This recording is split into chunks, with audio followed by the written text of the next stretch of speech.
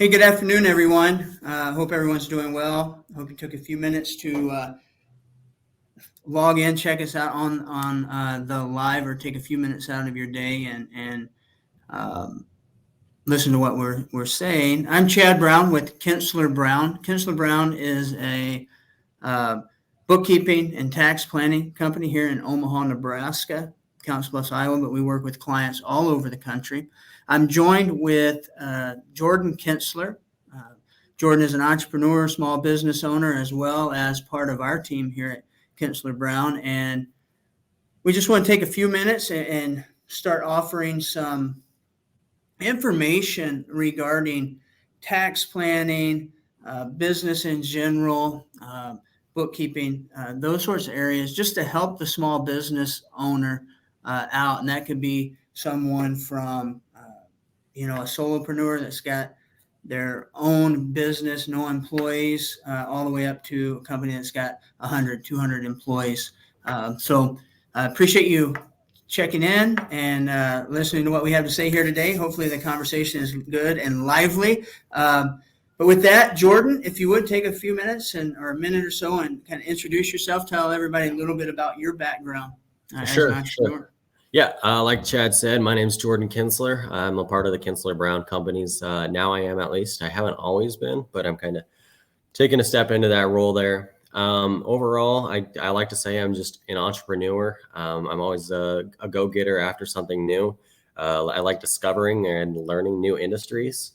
I guess along with being an entrepreneur, I'm helping out other people build their businesses, advising them, kind of giving them different strategies. And we'll sit and talk for hours sometimes because that's just how my brain works. And I enjoy letting it do what it wants to do. So I'll advise people on business strategy, how to build a business, what I would do with it personally. And along with being an entrepreneur myself, I got a landscape business right now, and I've dabbled in a couple of other things. But yeah, I've worked alongside my parents, my whole life growing up. I've worked most of my life. It's just what I know how to do. It's kind of good because that's the way my brain's wired, and I love it at this point. Good, yeah. good. Well, Jordan, you come from a unique perspective, kind of being raised in this business to a certain extent. But, one of the things that we see, and I assume you see, and some of your colleagues out in the industry is this word tax planning. And we're in Q4 right now of 2022, and planning has to happen now, right, before the end of the year. So what, in terms of tax planning, when you got into business, was that a thought that kind of crossed your mind at all, or were you just going 120 after what it was you were doing? Right. I got to say, just because of my previous knowledge, and with my parents, I know, I knew there was going to be taxes along the way, but that was not my main focus. My main focus at the time was hey, I'm going to go make money, bust my butt making money, and then they can tax me when I have money, or I can make an effective strategy to grow my business instead of paying taxes or something like that. But the idea, most people are coming right out of the gate and they're like, I'm going to make money. And yeah. Yeah, no, and that's typically what we see, especially with young startup businesses, Right. And even some that have been around a while. Typically, if you're a W-2 employee or whatever you get, it's consistent, right? You have withholdings. There's no big earth-shattering information at the end of the day. But when we see with entrepreneurs or small business owners, sometimes they come in first couple, 2-3 years, they're just getting by, right? They just created a job. No, not everybody. Some of them come in and scale fairly quickly, large, have employees and the proper advisors. But most of us in this entrepreneurial space or small business come in, and it's all 110 go, and it takes a while to build that up. And then all of a sudden that nut cracks, and now you're really profitable, but you're expecting the same thing as previous years when you file your returns. So it's kind of that shock moment that people have to hit to realize, oh, I need to do tax planning. So, Right. had that's hit me. I mean, it's hit me before, I didn't do proper tax planning early in my career. I gotta say, I think effective tax planning includes having a long-term vision for your business itself. Just so you know, like I'm right here right now, and this is where I want my business to be, or this is what I want to like do in my future. So if you're doing like Yeah. short-term planning, you're gonna find yourself in a cycle where like you're coming to Q4 every year, and you're like, okay, well, how do I plan Right. not to pay as much taxes? Because that's what most people's goal is like I want to pay a little amount as possible.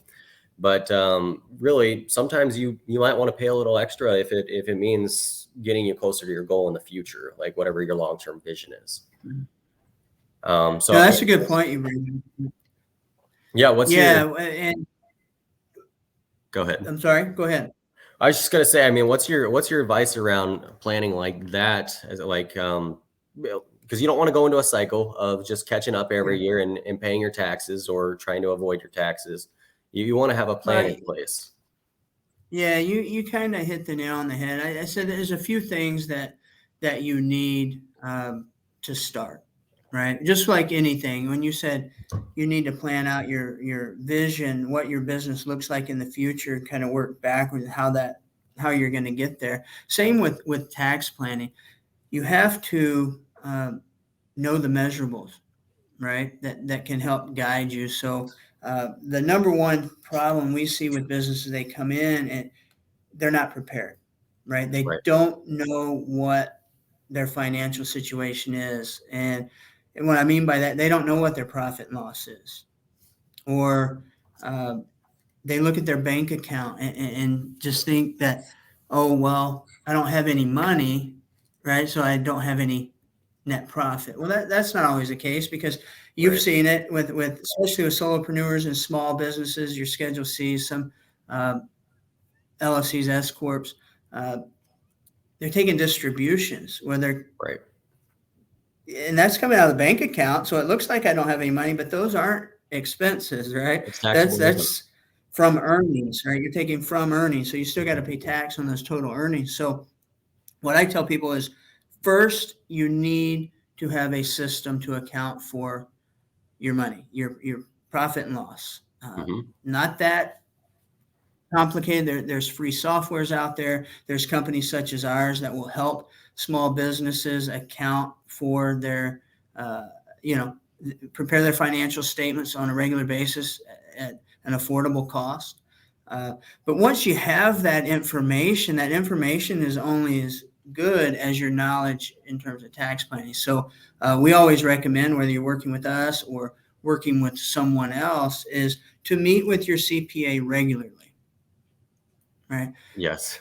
Meet with them regularly. And unfortunately, a lot of times we find in the industry is it's really upon the client to schedule those meetings or reach out to their CPA requesting a meeting to meet. We try to be a little more proactive and schedule those with our clients on an ongoing basis, so we know where they're at. And then once you meet with your CPA, they know where you're at, then you can put together an effective strategy. It might not be overly complex, right?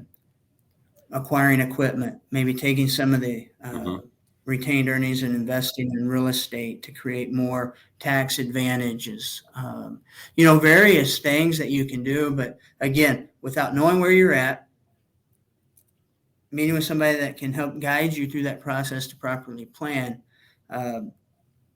you're not going to be able to effectively do tax planning. And again, most things for tax planning has to be done by 12/31 of that year. There are some retirement investments you can make post 12/31 into the new year, but unfortunately, folks wait to the last minute, get that aha moment, and say, "What can I do to reduce it?" Yeah, unfortunately, like you said, people are waiting for the aha moment. I've had a couple of friends of mine this last week even, and they're like, "Hey, Jordan, we're coming to the end of the year. I mean, we still got 2 months, but 2 months really isn't a lot of time to say to implement a long-term business plan." They're like, "Do I invest in more equipment? Or if I were to hold off on this money and pay this much taxes, like what could I do with it in the future? I'm like, we should have had this figured out at the beginning of the year, I guess. So like a goal, and if you hit, like let's say you have $50,000 at the end of Q2, you should identify before Q4 what you're going to be doing with that money, or if you're willing to pay the taxes on that money. But it just shouldn't be coming down to, okay, I got 50,000 at the end of Q2. Hopefully that's higher than what it is now at the end of Q4. But it shouldn't be like oh crap, we're here now. Like there's got to be something in place at the end of Q2. You got to say, okay, if I'm at this benchmark at this time, this is probably my strategy. But if I don't reach that, I'm going to be here. I mean, we can have goals and things in mind, but reality is we don't always hit those goals. So we got to have an alternative plan for that as well. What action do you take based on what measurable, right? Where's your right? And that's very important.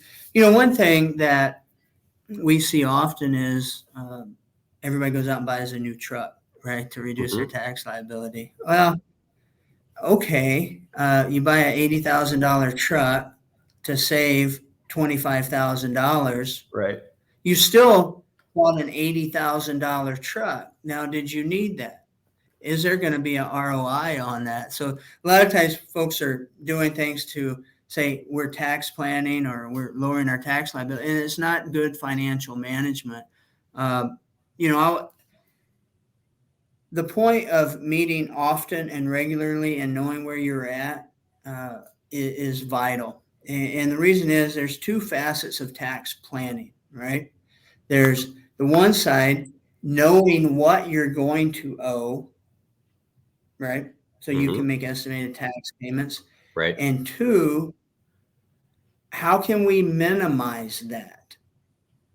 There's effective strategies to minimize it, but it might not be the right strategy for you to take for your situation. Right? So you may owe some taxes. That's okay. Right? But it's a two-pronged approach. What am I going to owe? How do I minimize it? Knowing both of those is key to the whole deal. Yeah. But I think, like you said, is it always about minimizing your taxes? Because if you're going out there and you're buying an $80,000 truck, all of a sudden you have a payment on that. And, sure, you reduced your tax bill by this much. But it's like I think we need to kind of define, like, is minimizing your tax bill always the right move? What do you think about that?